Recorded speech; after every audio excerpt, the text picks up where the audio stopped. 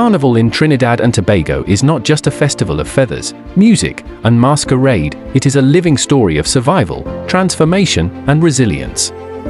When you walk through the streets of Port of Spain during Carnival season, it feels like you are stepping into a history book written not with ink, but with drums, chants, and dance. On the surface, it looks like an explosion of joy, people dancing in the streets, steel pan bands playing rhythms that hypnotize your soul, masqueraders in bright costumes moving through the city like flowing rivers of color.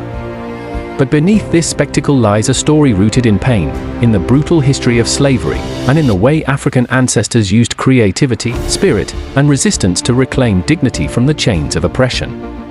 The carnival of today cannot be understood without tracing it back to the shadows of the plantation, where enslaved Africans were stripped of identity, culture, and humanity, yet found ways to speak through rhythm and ritual when their voices were silenced. Long before freedom was declared in 1834, the French settlers in Trinidad carried their own tradition of masquerade balls called masques de société. These were elite events where colonists dressed in elaborate costumes and danced to celebrate before the Catholic season of Lent. Africans, of course, were excluded from these celebrations, forced to watch from the outside as the enslavers paraded their wealth and freedom. Yet, the enslaved observed carefully. They took note of the mockery, the excess, and the pageantry. And when emancipation finally came, it was the African people who transformed these borrowed traditions into something entirely new, powerful, and revolutionary. Carnival became a form of rebellion, a stage to mock the very masters who once dehumanized them, and a declaration that they had not been broken. It was not merely entertainment, it was cultural warfare, a reclaiming of space, sound, and dignity. At the heart of this resistance was Untold, the opening of Carnival, born directly from African traditions of ritual and masking. Untold, which begins in the dark hours before dawn, is more than a party, it is a spiritual cleansing, a symbolic rebirth. Participants cover themselves in mud, paint, oil, or even ashes, echoing the ways Africans disguised themselves during rebellion or ritual. It is chaotic, raw, and primal, but that is its beauty. It strips away class and pretense. No one cares who you are or what you own when your body is smeared in blue paint or black oil.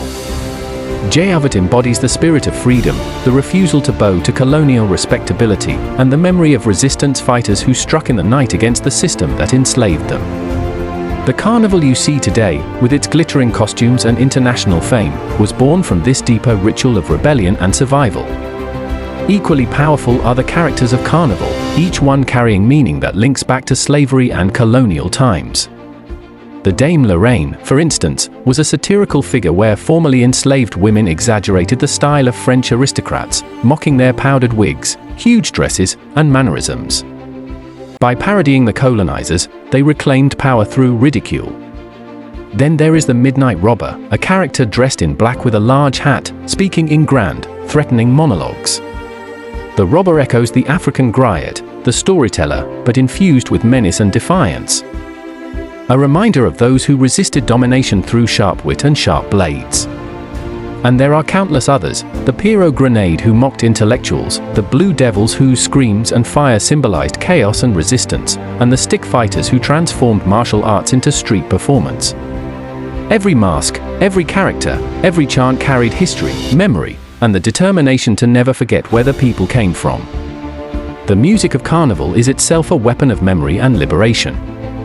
In the beginning, African drums drove the heartbeat of the festival, but when the colonizers banned drumming, fearing it could be used to coordinate rebellions, the people adapted. They turned to bamboo, creating the tambu bamboo bands that kept the rhythm alive. When even that was suppressed, they innovated yet again, giving birth to the steel pan, the only acoustic instrument invented in the 20th century. Forged from discarded oil drums left behind by colonial industry, the steel pan became the perfect metaphor, taking the waste of empire and transforming it into beauty, sound, and resistance. Today, the steel pan is the national instrument of Trinidad and Tobago, carrying the soul of Carnival into every performance. But behind every note lies the memory of suppression, the creativity born from necessity, and the resilience that turned oppression into art. Calypso, too, emerged as the voice of the people.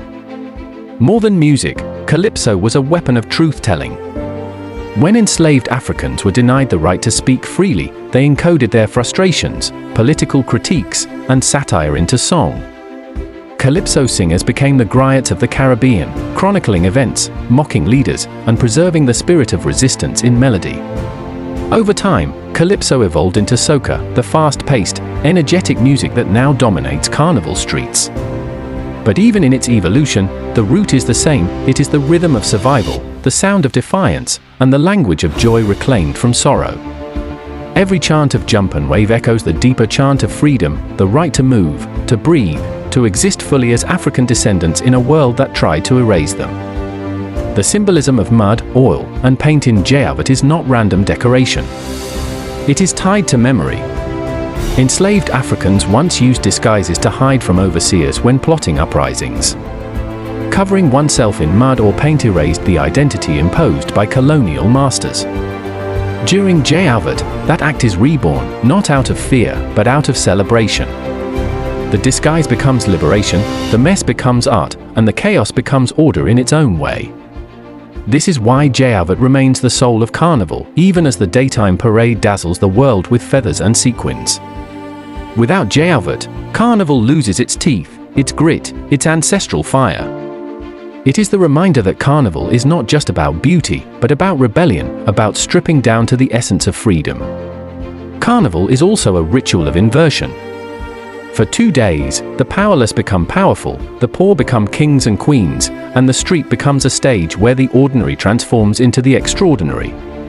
This inversion was central to its origins, formerly enslaved Africans mocking the aristocrats, the oppressed laughing at the oppressors, the powerless using music and masquerade to turn the world upside down. Today, that spirit lives on. Even though Carnival has become commercialized, attracting tourists from around the world, its roots remain grounded in this inversion. To truly understand Carnival is to see it not as escapism, but as a deep social commentary, a world where power is questioned, roles are flipped, and freedom is acted out in full color. Beyond Trinidad, Carnival has spread like wildfire across the globe. London's Notting Hill Carnival, New York's Labor Day Parade, Toronto's Caribana, all of these are children of the Trinidadian model. Wherever Caribbean people went, they carried Carnival with them, turning city streets into spaces of cultural pride and resistance. But Trinidad and Tobago remains the epicenter, the birthplace of the modern form, the heartbeat from which the rhythm travels. Each year, the world looks to this small twin island nation for inspiration, proof that culture can rise from chains, and joy can grow from pain. The global significance of Carnival cannot be overstated. It is living proof of African survival, creativity, and power. It is a reminder that colonization failed to kill the spirit of a people.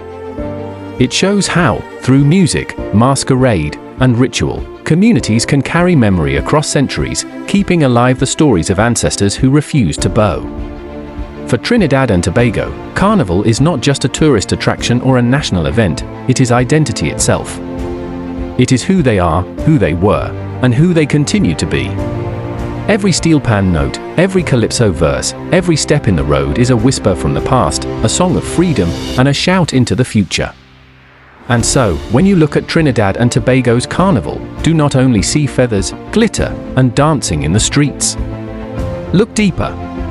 See the shadows of those who were denied freedom but found ways to express it. See the resilience of a people who turned oppression into creativity. See the living bridge between Africa and the Caribbean, carried not in books but in rhythm and masquerade. Carnival is a classroom, a battlefield, and a temple all at once. It teaches, it resists, and it celebrates. It tells us that freedom is never given, it is seized, and once seized, it must be celebrated with every drumbeat, every dance, every chant. Because Carnival is not just a festival. It is history walking in the streets. It is Africa surviving in the Caribbean. It is rebellion dressed as celebration. And for the people of Trinidad and Tobago, it is proof that even after centuries of slavery, colonization, and struggle, joy can be the greatest act of resistance. The Carnival of Trinidad and Tobago is not just a spectacle for tourists or an excuse for merrymaking, it is, above all, a living archive of resistance, a cultural chronicle written not with ink but with rhythm, dance, and masquerade. To understand its depth, one must see beyond the glittering costumes and steel pan music, and instead listen to the heartbeat of the ancestors that echoes in every drumbeat. Carnival was born out of defiance when enslaved Africans, denied the freedom to participate in European masquerades, created their own version filled with coded messages, satirical mimicry, and powerful symbolism.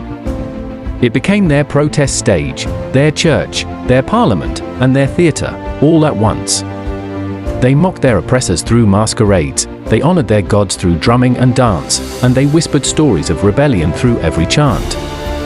This defiance was so powerful that even after emancipation, Carnival remained, not as a copy of colonial celebrations but as a uniquely African-Caribbean expression of freedom, resilience, and cultural survival. As time evolved, Carnival expanded and absorbed new elements, becoming a mirror of the struggles and triumphs of the nation. In the early years after slavery, it was demonized by the elites and authorities who saw in it a dangerous gathering of the formerly enslaved, a space where ideas of rebellion could be nurtured. Yet, year after year, despite restrictions, fines, and brutal crackdowns, the people refused to let Carnival die. The Canboulay riots of 1881 in Port of Spain were a turning point. When colonial police tried to suppress the drumming and processions, ordinary people, many of them descendants of the enslaved, fought back fiercely in the streets. That confrontation etched itself into history, proving that Carnival was not just entertainment, it was survival, it was identity, and it was freedom embodied in movement and sound. What was once dismissed as noise became the foundation of a cultural revolution, and from it emerged traditions that define the Caribbean today, from calypso music to steel pan to masquerade bands. Today, Carnival in Trinidad and Tobago is recognized as the greatest show on earth, but that title only scratches the surface of its meaning. It is a ritual of remembrance and rebirth, a cultural phenomenon that gathers not only Trinidadians and Tobagonians but also thousands from the diaspora who return every year to reconnect with their roots. The costumes, while dazzling, still carry echoes of the past, the jab malassi covered in black oil symbolizing the devilish figure of enslavement turned on its head, the blue devils embodying both terror and rebellion, and the midnight robber whose long oratory speeches are filled with satire and wit, mocking those in power. Each character is a reminder that Carnival is not shallow, but deeply layered, filled with the stories of those who refuse to be erased. Even the soca and steel pan, which might sound like pure celebration, are themselves testimonies of invention and adaptation, born when African drumming was banned, forcing the people to create new instruments out of discarded oil drums. That ingenuity, that refusal to be silenced, is the essence of Carnival's soul.